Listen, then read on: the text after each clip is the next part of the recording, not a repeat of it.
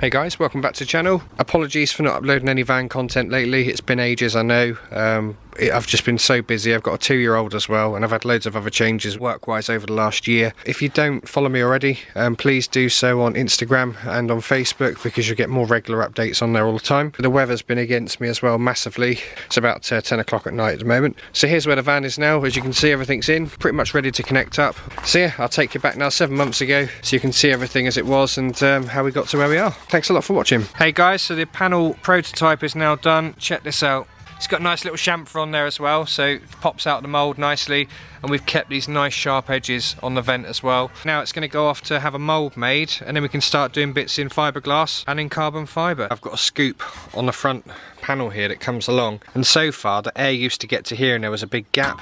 So what I'm doing is I'm shuttering this off now, so that all of the air that goes in here comes back into the engine bay. There's going to be a big partition here with the air filter, so that all of this area here is separate. So you've got air coming down through there from the inside of the bonnet, and you've also got the air coming through the scoop, and then everything's just in here. Cut some bits of cardboard, and I know people laugh at this and it's a bit basic, but hopefully it'll work. So I'm going to put this on a bit of aluminium now and see how it looks, and fingers crossed it should be alright. Oh my god, did you see that?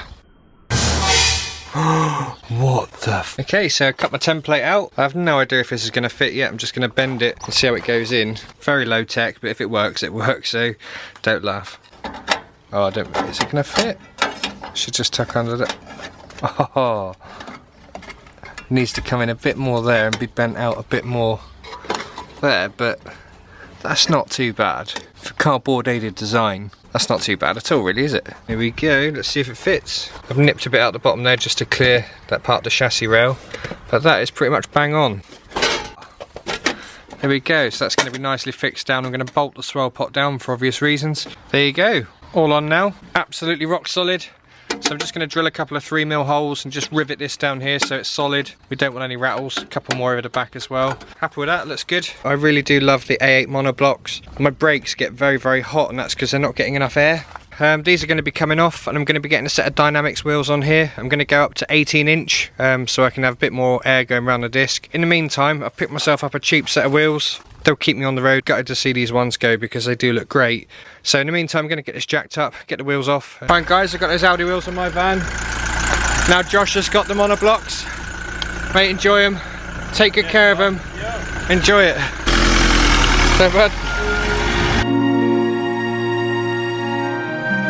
And they're going to monoblocks. I'm gutted to see them go, but I can only get a 245 on those, whereas the Dynamics I can go up to a 265, which is going to be better for what I need. The Airtech intercooler is good for about 350 horsepower on track, and it's about 400 horsepower on the road. And as you know, I'm going up to about 550, 600 now or thereabouts. So unfortunately, it's no longer big enough for what I need. I'm going to go for a big front mount now, but I just thought while I've got it, before I wrap it up and send it off, because a chap's bought this who's putting a 180 into his T4.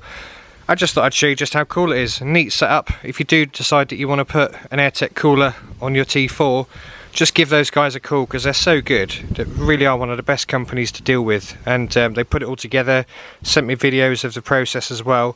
So now I'm going to wrap it up, get it boxed up nice and safe, and send her off. So the centre panel's now finished, but what I'm going to do now is I've got to make a little panel for the light switch, because the early dash and the one I've got are slightly different, and I want to put an aluminium panel up here as well, just for a couple more switches, because up here eventually is where my nitrous oxide gauge is going to go. Bit of a different size to the other ones because they're all 52mm, but this one up here is going to be 40. So Wizards and Oz here, and a switch. So quick measure up. Yeah, so that's 13cm there. Just going to cut this out now quickly. Cut out that centre part, and then it gives me this nice bit of aluminium here to play with, and I can put a 42mm hole in there for the nitrous gauge. Quick wipe up, just make sure it fits in perfect. I can put my shift light on here, a couple more switches just for other bits and pieces, so just a bit more trimming up to do up here. Yeah, happy with how that looks, so that's good. Fills in the gap properly. These parts are all going down now to Jamie at Duchy Banded Wheels to get powder coated.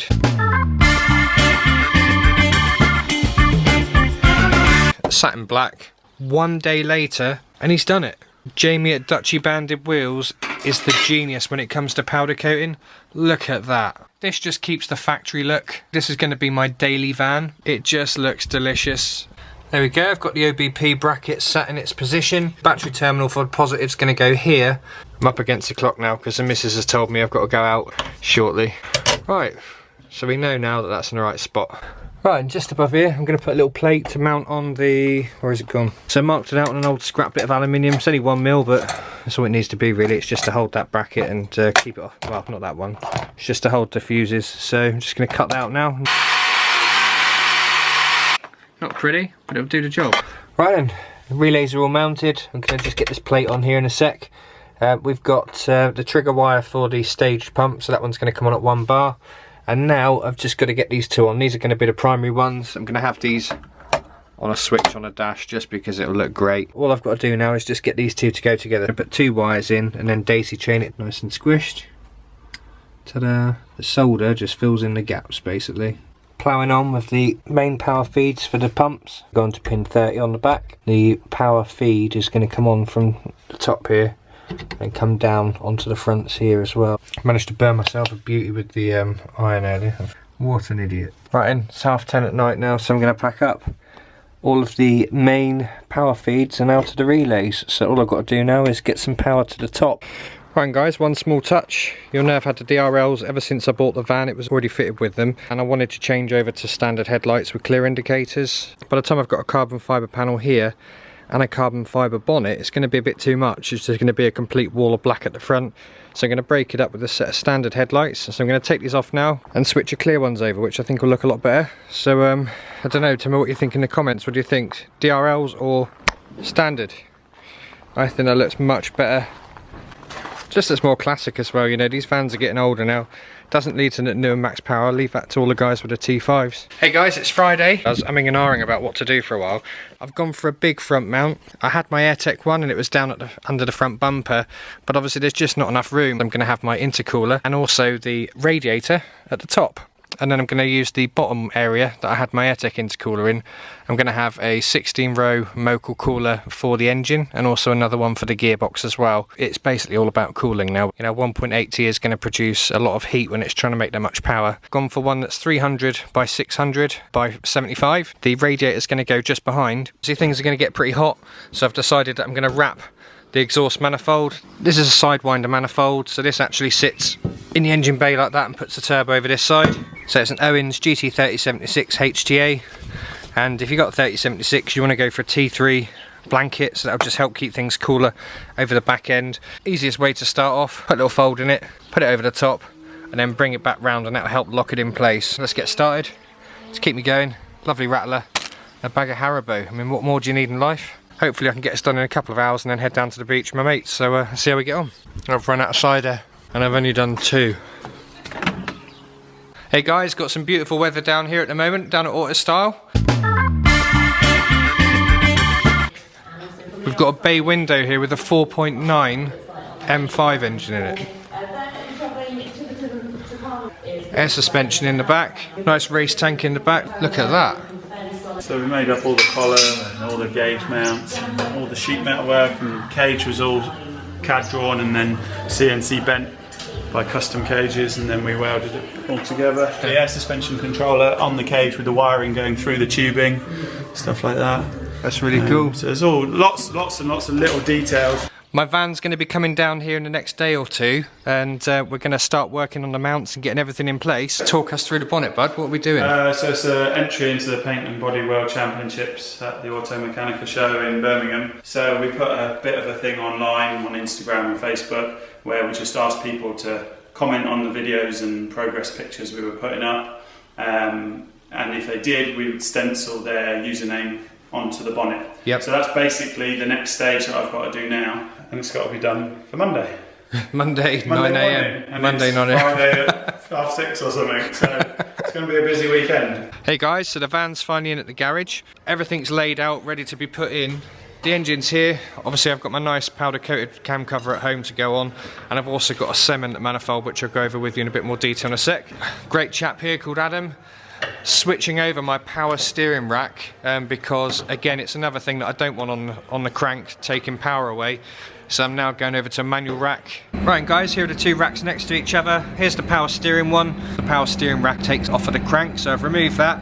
Massive thanks to Mark Hickmott for supplying me with a manual rack. I know it's going backwards, but that's the way I like it. You know, it's simplifying everything, and we're just going to swap all the bits over now. I've also got some Powerflex bushes as well. I'm hoping to run 265 tyres on the front, so that's obviously going to put a lot of strain on the rack. So with these on, it'll just help tighten everything up whenever I'm going into turns, or of course really just stop them wearing out so fast because of all the extra grip that the tyres are going to have. All the rods are different lengths, so you can't just simply swap the racks over because of the different height.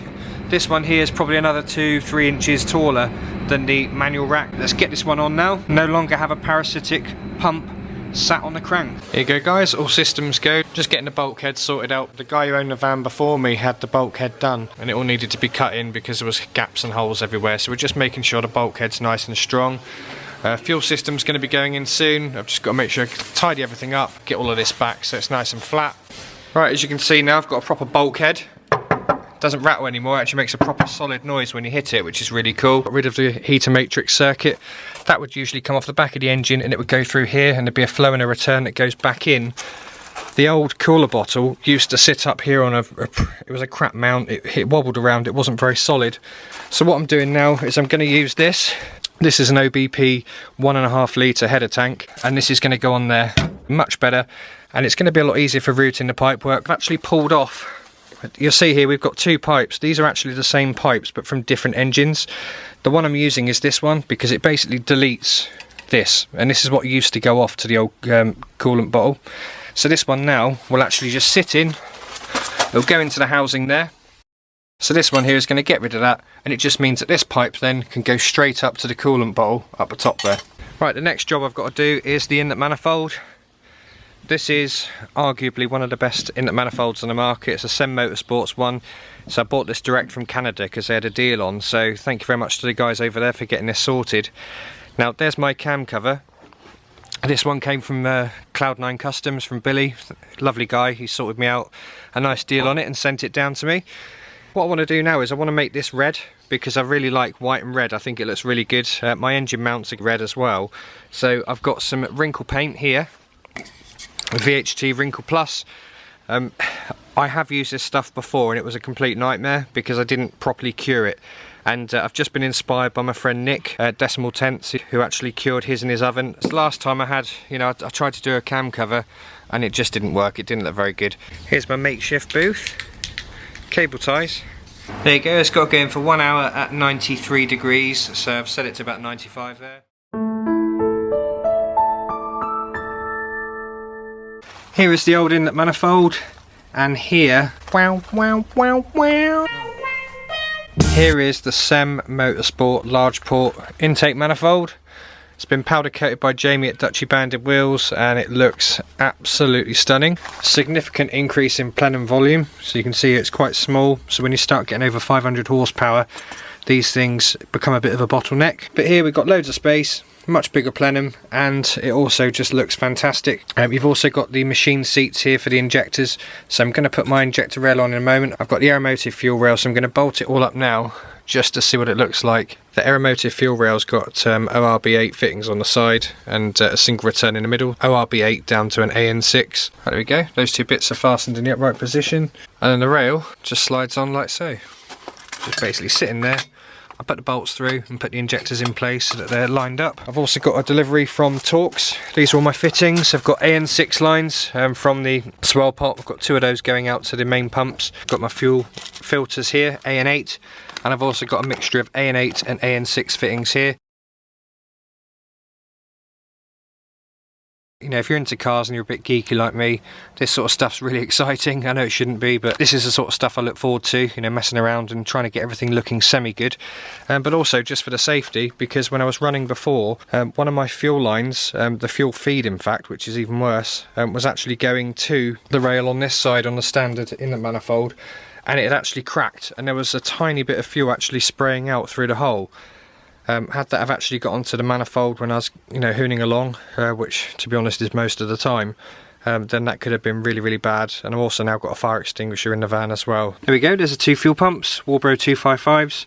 I've now converted them over to AN6 in and out with an M10x1 to AN6, 4 of them, 2 on each side. 1 fuel pump's going to come on when the engine's running, and the other one's going to come on at about 1 bar boost, so it supplies the right amount of fuel. Here's the old van battery, and there's a new one, Odyssey PC625 with the OBP battery cradle. Right, there we go, it's now in place.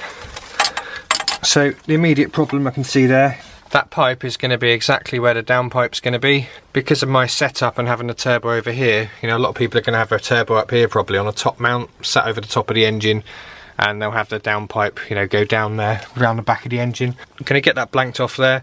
That's going to mean that this takeoff can then go straight down into the end of there. Hey guys, got a beautiful sunny day, so I'm just cracking on a bit with the van and doing some electrics. A couple of the old plugs were absolutely knackered, so I'm just going to neaten those up. I have got another loom. Got another loom here that I'm just stripping for parts, because you can guarantee that that would end up going hundreds of miles away from home and I wouldn't be able to fix it, so best to do it now while I've got everything apart. This is going to be quite key. It's got the plug adapter that I need for the gearbox on here. This one's obviously for a 6-speed, whereas that one that was on there before for the O2B was just a T4 one. Right, here you go. Here's a new crank position sensor plug. I've also got some shrink wrap to go over the wires and also a thicker bit up the top just to seal it all off. So I'm going to get some solder on there now.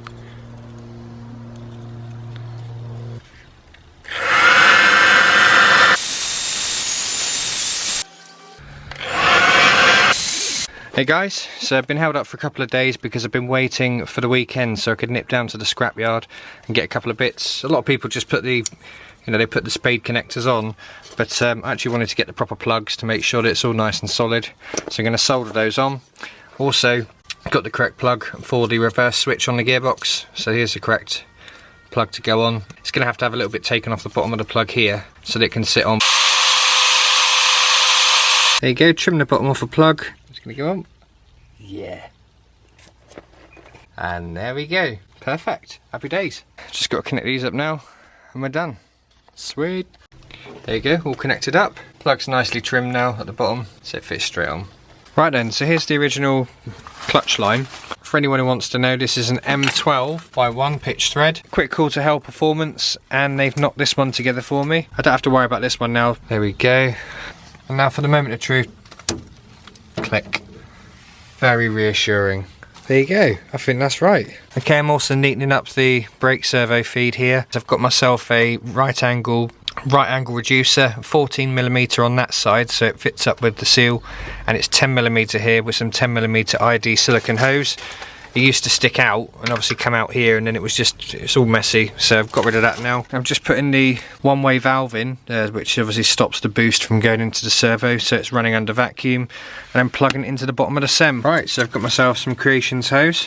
Creation Motorsport, if you don't know about them, you should do, because they make the Porsche kit for the T4, so you can get your Porsche 996 calipers on.